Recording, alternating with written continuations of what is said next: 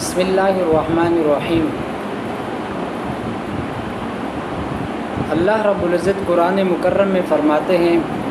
ان الدین عند اللہ الاسلام، بے شک اللہ کے ہاں دین اسلام ہے۔ بے شک اللہ کے ہاں مقبول ترین دین، مقبول ترین مذہب وہ اسلام ہے۔ اسلام کے علاوہ جو کوئی دوسرا طریقہ جو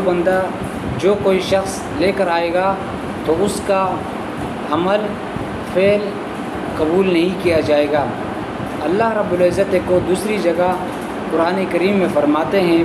وَمَن يَبْتَغِ غَيْرَ الْإِسْلَامَ دِينًا فَلَن يُقْبَلَ مِنْهُ، بس جو کوئی دین اسلام کے علاوہ کوئی دوسرا طریقہ راستہ اختیار کرے فَلَن يُقْبَلَ مِنْهُ، پس اس کا یہ راستہ طریقہ یہ کام قابل قبول نہیں ہوگا۔ سامعین محترم، آج کل ہمارے دوست احباب، خصوصاً ہمارے گلگت بلتستان کے دوست احباب یہ بہت زیادہ اس بات کو دہراتے ہیں کہ جب ہم لوگ گلگت جاتے ہیں تو وہاں کے شیعہ لوگ، وہاں کے غیر مسلم لوگ ہمیں بہت زیادہ عزت دیتے ہیں،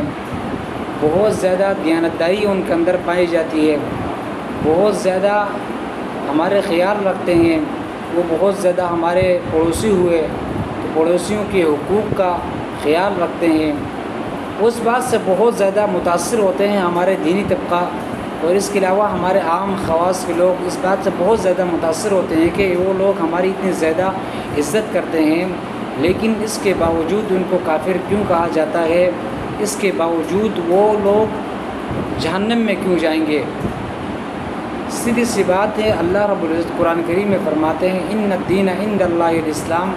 دوسری جگہ فرماتے ہیں وَمَن يَبْتَغِ غَيْرَ الْإِسْلَامَ دِينًا فَلَن يُقْبَلَ مِنْهُ۔ دیکھو یہ جو لوگ ہوتے ہیں کافر، اگر یہ جتنے بھی بڑے، جتنے بھی نیک کام کرے، اگر یہ پوری دنیا کے مساجد و مدارس کو بجلی فراہم کرے، اگر یہ پوری دنیا کے مساجد و مدارس یہ خود ایک مشرک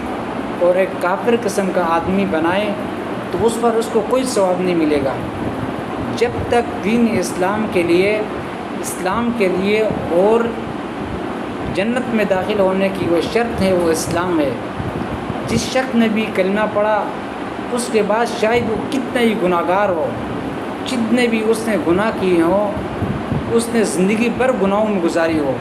اس نے زندگی بھر اس نے نماز نہیں پڑھی ہو، لیکن اللہ رب العزت اس کے گناہوں کی سزا دینے کے بعد اس کو ضرور بضرور جنت میں داخل فرمائیں گے۔ لیکن جو لوگ اسلام کی طرف آئے نہیں ہیں، جن لوگوں نے اسلام قبول نہیں کیا، وہ جتنے بھی نیک کام کرے،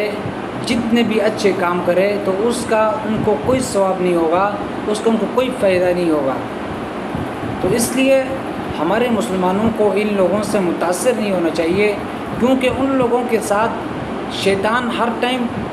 وہ لوگ تو ہے ہی شیطان کے کام کرتے ہیں، اس لیے شیطان ان کو اتنا تنگ زیادہ نہیں کرتا جتنا ہمارے مسلمانوں کو تنگ کرتا ہے۔